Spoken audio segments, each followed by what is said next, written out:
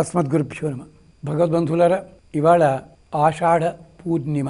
ఈ ఆషాఢ పూర్ణిమ అనగానే అసలు తత్వాన్ని మనం మరచిపోతూ అదే తత్వాన్ని ఇంకొక రకంగా మనం ధ్యానం చేస్తున్నాం.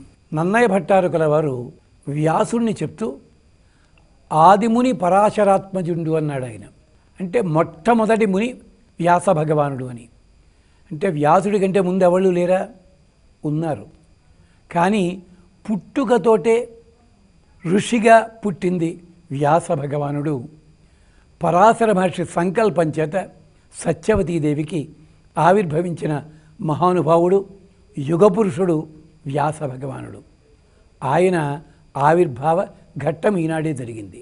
అంతేకాదు, ఇదే రోజుని ఎందరెందరో పరమగురువులు ఆవిర్భవించిన పుణ్యతిథి. అలాంటి ఈ రోజుని ఆషాఢ పూర్ణిమ నాడు మనం మనసారా గురువుకి వందనాన్ని సమర్పిద్దాం.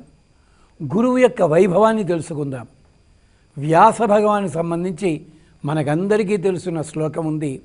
వ్యాసం వసిష్ఠనప్తారం శక్తే పౌత్రం అకల్మషం పరాశరాత్మజం వందే సుఖతాతం తపోనిధిం.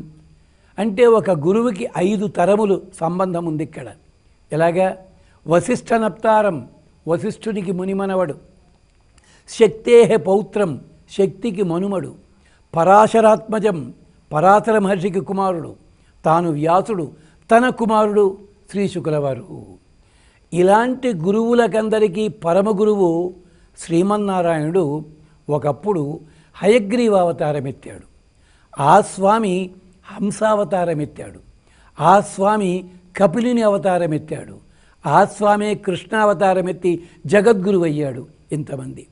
అలాంటి సందర్భంలో హయగ్రీవావతారానికి సంబంధించిన ఒక చిన్న శ్లోకాన్ని మనం ఈ గురు పూర్ణిమ నాడు గురుస్తుతికి ప్రతీకగా మనం తెలుసుకుందాం.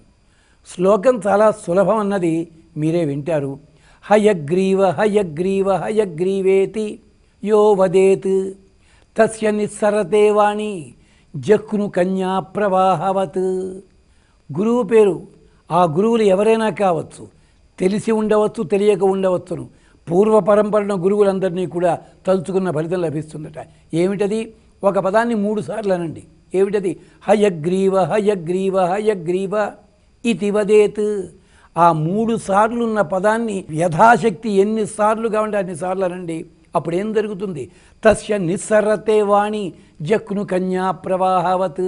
అలాంటి వాడి నోటి నుంచిట చక్కటి వాక్కులు, వాక్ప్రవాహం ఎలా వస్తుందట? గంగానది వలె.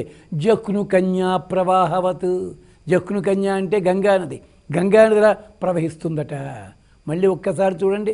హయగ్రీవ హయగ్రీవ హయగ్రీవేతి యో వదేత్ తస్య నిస్సరతే వాణి జహ్ను కన్యా ప్రవాహవత్. హయగ్రీవుడని చెప్పడానికి 6 గాథలు ఉన్నాయి. దాంట్లో విశేషం ఏమిటి అంటే, గుర్రము నిలబడినప్పుడు 3 కాళ్ళ మీద నిలబడుతుంది, నడిచేటప్పుడు 2 కాళ్ళ మీద, పరిగెత్తేటప్పుడు 4 కాళ్ళ మీద. అలాగే మనలో ఉండే వాక్శక్తి కూడా ఎక్కడ ఎంతవరకు ఎలా వినియోగించాలో దానికి తగ్గట్టుగా వినియోగించేలా చేయగలిగిన వాడు పరమగురువు, పరమాత్మ. అంచేత మన గురువులందరూ కూడా ఆ పరమాత్మ స్వరూపాలుగా భావించుకుని అస్మదాచార్య పర్యంతం వందే గురు పరంపరాం అని ప్రార్థన చేస్తూ వ్యాస పౌర్ణిమ, ఆషాఢ పౌర్ణిమ, గురు పూర్ణిమ ఈ రోజుని గురు వందనం చేద్దాం. ఇంటిలో ఉన్న మొదటి గురువులు తల్లి, తండ్రి, వారికి నమస్కరిద్దాం. మనకి విద్య నేర్పిన గురువుని దర్శిద్దాం. దూరంగా ఉన్నట్టయితే మనసారా నమస్కరిద్దాం. అంచేత ఆషాఢ పౌర్ణిమ నాడు స్వామిని తలుచుకుని గురువుని ప్రార్థన చేసి చక్కటి వాక్కు, తద్వారా చక్కటి సంపద మనం పొందే ప్రయత్నం చేద్దాం. ఇది ఆషాఢ పౌర్ణిమ విశేష మంత్రము. ఆ మంత్రాన్ని అనుసంధానం చేసుకుందాం. మరి ఇప్పుడు ఒక భక్తి గీతాన్ని చూద్దాం.